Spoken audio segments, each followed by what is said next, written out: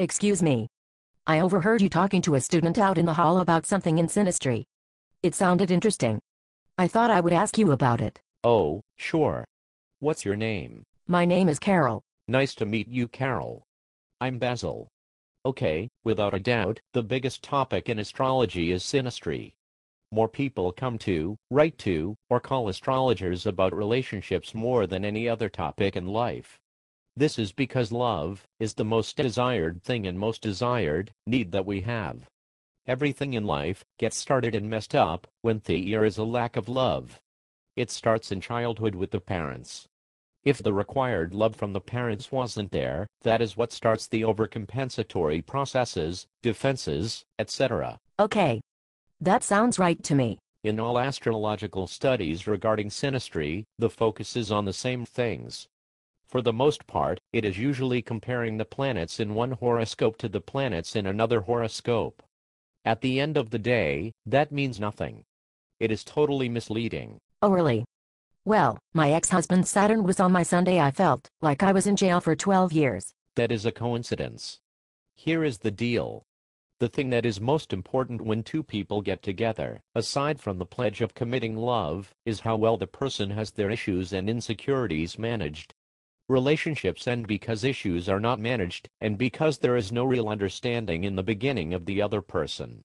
Nothing is better at enabling this understanding than a study of the horoscope. So what are the kinds of things that we look for? In my past, whenever I met someone, and things took off, looking like they were leading to something serious, I would get the birth data, and the first thing to look at is the condition of the second house. The second house?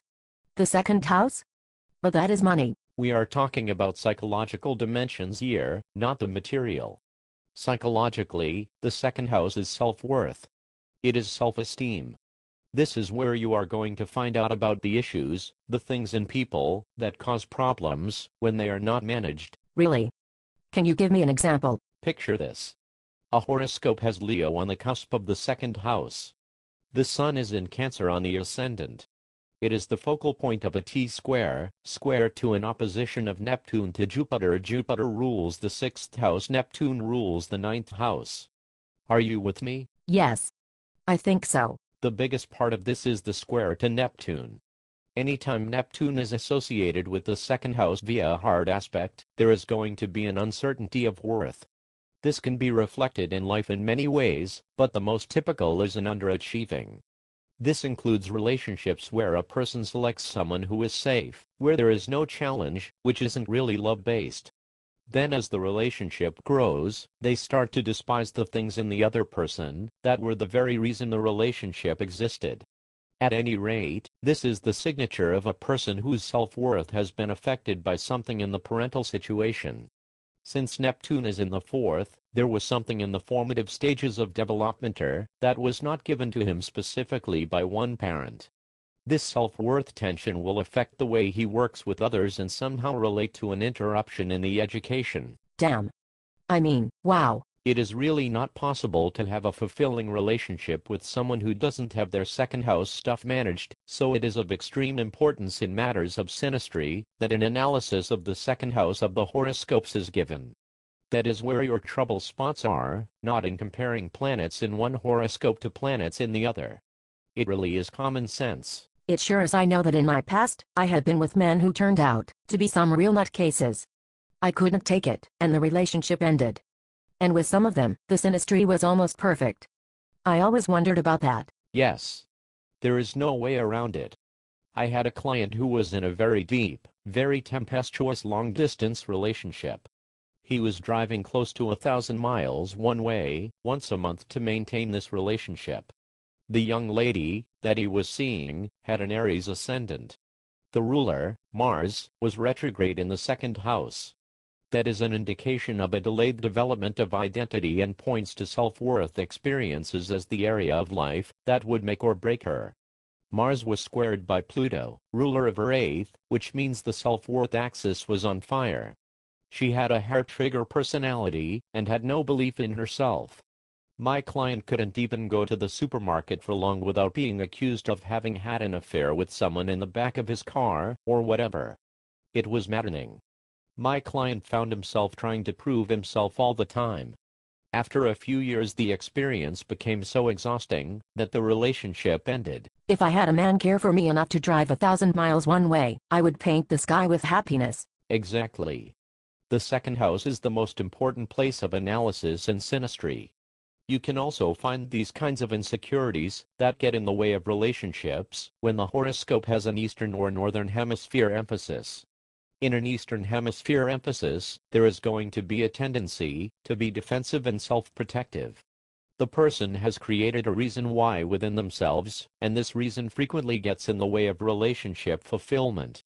In a Northern Hemisphere emphasis, experiences in the formative years of development, usually involving the parents, undermines the person. Issues develop that are brought forward in adult life where they usually manifest in relationship tensions. This is so very fascinating. Is there anyone off the top of your head that you can talk about? Someone who is famous? Yay. Not too long ago I did an essay at the metaarts.com, and I used Halle Berry's horoscope as an example. Halle is obviously one of the most beautiful people you are ever going to see. Her face is perfect. In anyone's value system, she is a gorgeous woman, men adore her. Yet, her relationship life is terrible.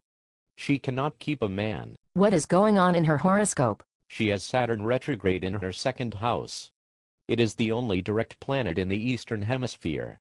The other is the Moon, also in the second house, and is squared by Mars. The Saturn part of this suggests a tremendous sense of inferiority because of the father figure, and we all know that her father was not around. Mars square to the Moon is important because Mars rules the second house. This is a lot of self-worth tension. What we see from her is the gracious, charming, ultra-beautiful actress that is the successful part of who she is. But the inner dynamic, the psychological part, has had to do a lot of work and is still at work. The relationship index of her horoscope is very vulnerable to explosiveness, and it is because of something in her. Until it gets fixed, in terms of self-worth and identity security, her relationship index will continue to be a carnival of failures. That is unbelievable. How about one more, just off the top of your head? I will set this up for you. The horoscope has a Northern Hemisphere emphasis, which suggests what? It suggests that something in the formative years of development was incomplete and is brought forward in adult life. It gets in the way of relationships. That is correct. And I didn't say this before, but when you see this emphasis, you are most certain to also see a planet in, or ruling the 4th or 10th houses in aspect tension. Going further with the chart, the Moon rules the second house. It is in the 10th house, and is squared by Saturn in the 7th house. What does all of this tell you? Conditions in the early home, with a parent or the parent's relationship to themselves, affected the self-worth, especially in terms of relationships. Beautiful. Does that sound like it fits what you know about Michael Jackson? Oh God, yes. He had to work with tremendous self-worth insecurities brought on by his father. There is someone somewhere in the world with the same horoscope as Michael Jackson had. Imagine that that person is alive, and you've met them in a social setting. Things go well, and you decide to start dating. You get his birth data, and you print the chart out.